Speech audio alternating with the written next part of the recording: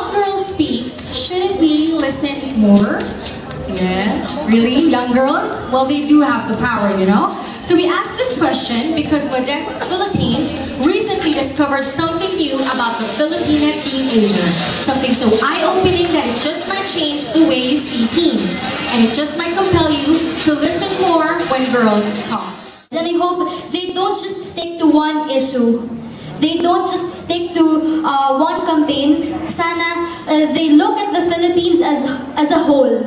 Sana pansinin nila lahat ng mga problema ng bansa natin. For example, education, poverty, climate change, and especially sana they focus on the youth.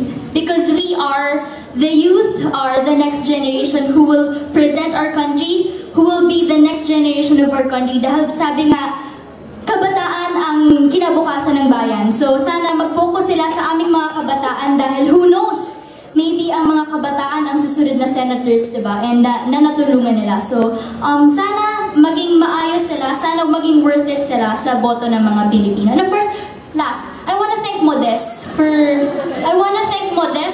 for putting up a campaign like this for us na minors who still can't vote, for making us na pwede pa kaming let our voices be heard. Ayan, salamat po.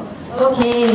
Wait, Bea, I asked Barney this earlier. I'm going to ask you the same question. What project or what issue do you think our senators should attend to first? I think climate change and education to the kids. Attention to the kids and climate change, short and sweet. Thank you so much, Bea. Thank you. Okay, thank you so much, of course, to our teen ambassadors, Bea, Barbie, Louise, and Julie Ann.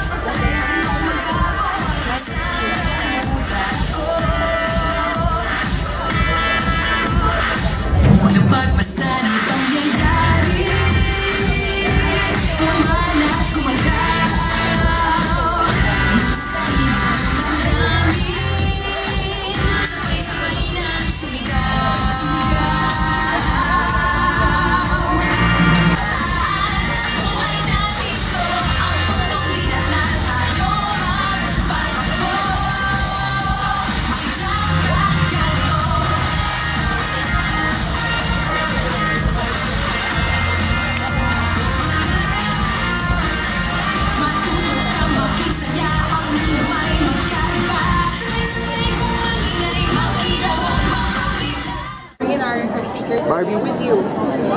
Barbie.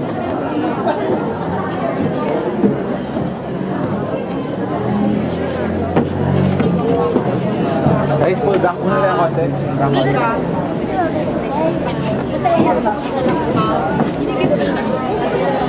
And everyone, look here first.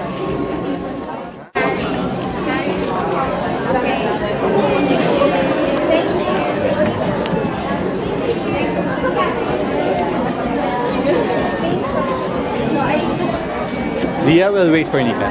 Just being interviewed.